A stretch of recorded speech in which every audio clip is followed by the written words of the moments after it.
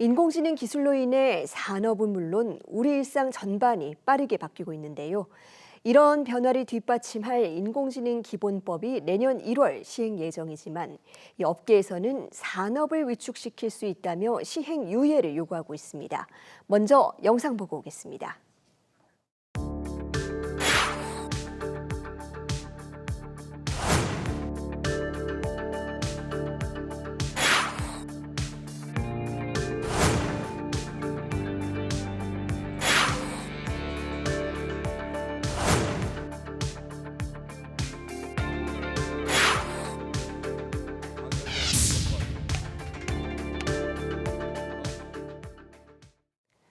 네, 인공지능 기본법 시행을 앞두고 규제 유예 논란이 커지고 있는데요. 여기에 대해서 공식적으로 반대 입장을 낸 민주사회를 위한 변호사 모임의 최호웅 변호사와 함께 쟁점을 하나하나 자세히 짚어보겠습니다. 변호사님 어서 오세요. 네, 아마도 법을 만들겠다고 했을 때 많은 분들이 기대하셨던 부분일 것 같아요. 이 인공지능이 바꿀 완전히 다른 세상에서 우리 인권을 어떻게 보호할 수 있을까? 이 법조항에 어떤 형태로 규정이 돼 있던 걸까요? 예, 우선 인공지능 사업자라는 개념이 있습니다. 인공지능을 개발하는 자와 제공받은 인공지능을 이용해서 인공지능 제품 또는 서비스를 제공하는 자인데요. 인공지능 기본법에서는 국민의 안전과 인권을 보호하기 위하여 이러한 인공지능 사업자에 대하여 부족하지만 몇 가지 책임과 의무를 부과하는 규정을 두고 있습니다. 법에서는 사람의 생명, 신체의 안전 및 기본권에 중대한 영향을 미치거나 위험을 초래할 우려가 있는 인공지능을 고영향 인공지능이라고 하는데요. 이러한 인공지능 사업자에게는 위험 관리 방안 수립 운영, 학습 데이터의 개요 등에 관한 설명, 이용자 보호 방안 수립 운영, 안전과 신뢰성 확보 조치에 대한 문서 작성, 보관 등의 책무를 부과하고 있습니다. 또한 N번방 사태로 딥페이크의 대응에 대한 사회적 요구가 컸었지요. 법에서는 챗GPT와 같은 생성형 인공지능의 경우에는 그 생성물이 인공지능 시스템에 의한 것임을 반드시 고지 또는 표시하도록 하고 있습니다. 인공지능은 개발 단계에서부터 인권을 침해하지 않도록 설계될 수 있도록 하는 것이 중요한데요. 이를 위하여 고영향 인공지능 사업자는 사전에 사람의 기본권에 미치는 영향을 평가하도록 노력할 것을 규정하고 있습니다. 네, 이렇게 중요한 내용을 담고 있기 때문에 사실 이 AI 기본법이 여야 합의로 처리가 됐었습니다. 그런데 여당 의원실에서 최근에 이 법안의 일부 이 규제 조항의 시행을 유예하자 이런 내용의 개정안을 발의했어요. 배경이 뭐라고 보시는지요?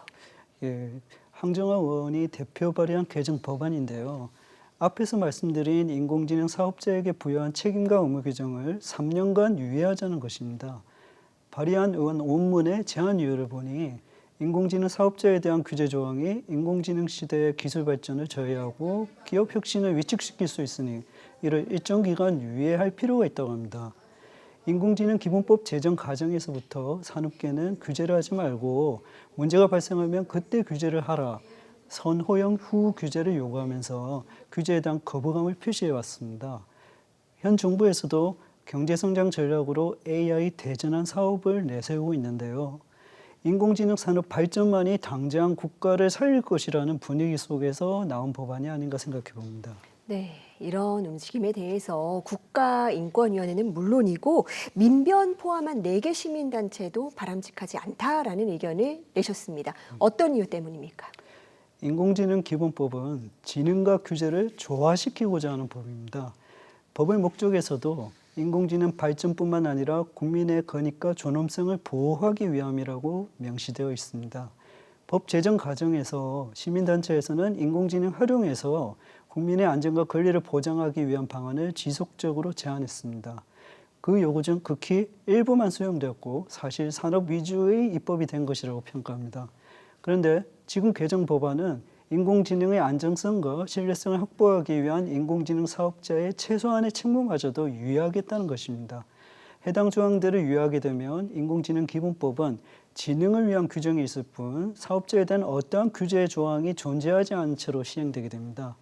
국가인권위원회에서도 최근 개정 법안에 대하여 인공지능 기술의 영향력이 커질수록 그로 인한 피해도 구조적으로 심각해질 수 있다는 점에서 인공지능 사업자의 책임과 의무 조항의 시행을 유예하는 것은 국민의 인권을 보호해야 할 국가적 의무를 소홀히 하는 것이라고 하면서 해당 개정 법안에 대해서 반대 의견을 표명하였던 것입니다.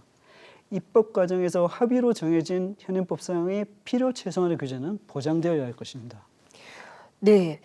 업계 입장을 좀 들어보니까 이래요. 이 규제는 할 건데 이 각각 조항들의 의미와 범위가 조금 모호해서 지나치게 발목을 잡을 수도 있다. 어떻게 보십니까? 인공지능 기본법에 규정되어 있는 최소한의 규제 조항은 대부분 구체적인 내용에 대해서는 대통령령으로 위임하고 있습니다. 현재 규제 조항을 구체화하기 위한 시행령 및 고시 작업이 한참 진행되고 있는데요. 하부 시행령 마련 과정에서 충분히 산업계의 현실을 반영한 규제 내용을 마련할 수 있다고 봅니다. 실제 그 작업 과정에서는 현 산업계의 의견이 지속적으로 반영되고 있는 것으로 알고 있습니다. 국가인권위원회에서도 얘기한 것처럼 시행령과 고시 등 하위 법령의 정교화, 법률 내 보완 입법, 스타트업 및 중소기업에 대한 정부의 지원 강화 등을 통해서 해결할 문제이지 규제 조항을 시행 유예하자라는 그렇게 주장할 수 있는 근거가 될 수는 없다고 봅니다. 네, 시행령을 통해서 얼마든지 보완할 수 있다는 말씀이시네요. 사실 유럽연합을 비롯해서 이 주요 국가들도 인공지능 규제 법안을 마련하고 있습니다. 이런 세계적인 흐름 속에서 우리의 이 AI 기본법의 위치 어떻게 진단하십니까? 우리나라 인공지능 기본법은 인공지능 기본법으로서는 유럽연합의 인공지능법 제정 이후에 세계적으로는 두 번째입니다. 유럽연합의 인공지능법은 우리나라 인공지능 기본법과 비교할 때 인공지능 사업자에 대한 강력한 규제를 규정하고 있습니다. 인공지능을 개발하고 활용하는 모든 이해관계자는 인권과 인간의 존엄성의 존중을 최우선으로 하여야 한다는 국제인권 기준에 따른 것입니다.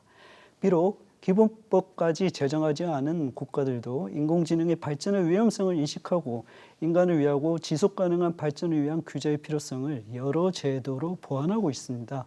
앞에서 언급한 바와 같이 우리나라 인공지능법 제정 과정에서 지능과 규제 사이에 많은 논쟁이 있었는데요.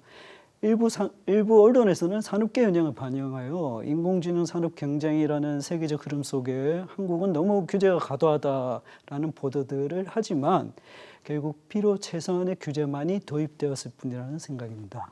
네. 결국 이 정부 차원의 명확한 지침 빨리 나와야 될 것 같은데요. 어떤 내용이 담겨야 될까요? 네, 가이드라인은 결국 시행령과 고시가 될 것입니다. 앞에서 말씀드린 바와 같이 현재 제정 과정에 있는 것이고요.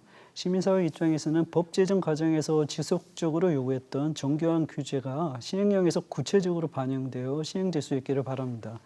그리고 남은 기간이 남아 시행령 마련 과정에서 시민의 참여의 장이 좀 보장되길 바랍니다. 네, 참여의 장 너무나 중요한 지적이죠. 인공지능은 사실 기술만큼이나 규제도 또 새로운 길을 가는 영역인데요. 산업은 살리고 부작용은 줄이고 쉽지는 않겠지만 다양한 의견을 모아서 균형 있는 제도가 만들어졌으면 좋겠습니다. 변호사님 오늘 말씀 여기까지 듣겠습니다. 감사합니다. 네, 감사합니다.